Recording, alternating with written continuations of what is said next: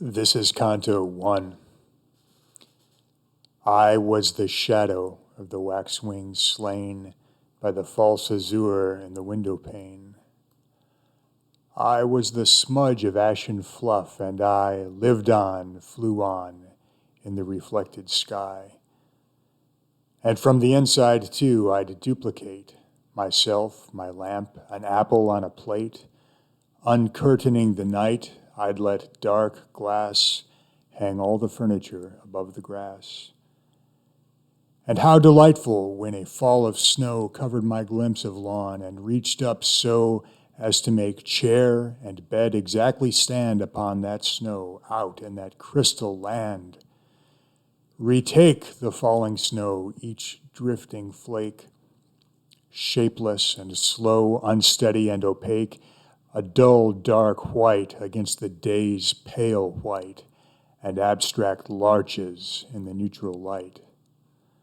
And then the gradual and dual blue as night unites the viewer and the view. And in the morning, diamonds of frost express amazement, whose spurred feet have crossed from left to right the blank page of the road, reading from left to right in winter's code, a dot, an arrow pointing back, repeat, dot, arrow pointing back, a pheasant's feet, torquated beauty, sublimated grouse, finding your china right behind my house. Was he in Sherlock Holmes the fellow whose tracks pointed back when he reversed his shoes? All colors made me happy, even gray. My eyes were such that literally they took photographs whenever I'd permit, or with silent shiver, order it. Whatever in my field of vision dwelt an indoor scene, hickory leaves, the svelte stilettos of a frozen still aside, was printed on my eyelid's nether side, where it would tarry for an hour or two, and while this lasted, all I had to do was close my eyes to reproduce the leaves, or indoor scene, or trophies of the eaves. I cannot understand why from the lake I could make out our front porch when I take Lake Road to school, whilst now, although no tree has intervened, I look but fail to see even the roof. Maybe some quirk in space has caused a fold or furrow to displace the fragile vista, the frame house between Goldsworth and Wadsworth on its square of green. I had a favorite young shagbark there, with ample dark jade leaves and black, spare, vermiculated trunk, the setting sun bronzed in the black bark around which, like undone, garlands the shadows of the foliage fell. It is now stout and rough. It has done well. White butterflies turn lavender as they pass through its shade, where gently seems to sway the phantom of my little daughter's swing. The house itself is much the same, one wing. We've had revamped. There's a solarium, there's a picture window flanked with fancy chairs.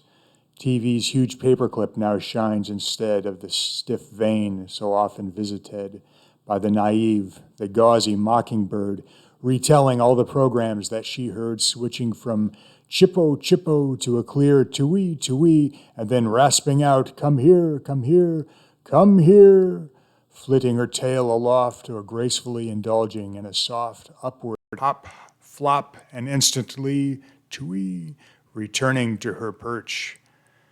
The new TV. I was an infant when my parents died. They were both ornithologists. I've tried so often to evoke them that today I have 1,000 parents. Sadly, they dissolve in their own virtues and recede. But certain words, chance words I hear or read, such as bad heart, always to him refer, and cancer of the pancreas, to her. A preterist, one who collects cold nests. Here is my bedroom, now reserved for guests. Here, tucked away by the Canadian maid, I listened to the buzz downstairs and prayed for everybody to be always well. Uncles and aunts, the maid, her niece Adele, who'd seen the Pope, people in books, and God. I was brought up by dear bizarre Aunt Maud, a poet and a painter with a taste for realistic objects interlaced with grotesque growths and images of doom. She lived to hear the next babe cry. Her room we kept intact, its trivia create, a still life in her style, the paperweight of convex glass enclosing a lagoon. The verse open at the index, moon, moonrise, moor, moral, the forlorn guitar, the human skull, and from the local star, a curio. Red Sox beat Yanks 5-4 on Chapman's homer, thumbtacked to the door.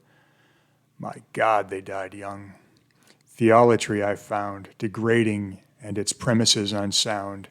No free man needs a God, but was I free? How fully I felt nature glued to me, and how my childish palate loved the taste, half fish, half honey of that golden paste.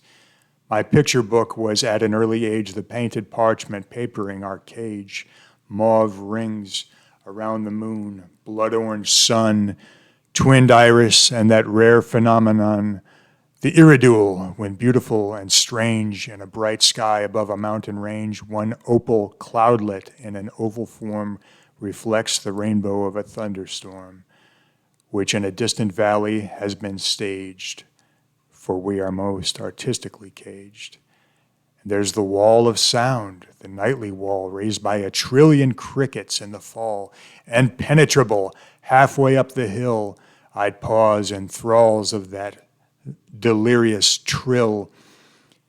That's Dr. Sutton's light. That's the Great Bear. 1,000 years ago, 5 minutes were equal to 40 ounces of fine sand. Outstare the stars, infinite foretime and infinite aftertime above your head. They close like giant wings, and you are dead. The regular vulgarian, I dare say, is happier. He sees the Milky Way only when making water.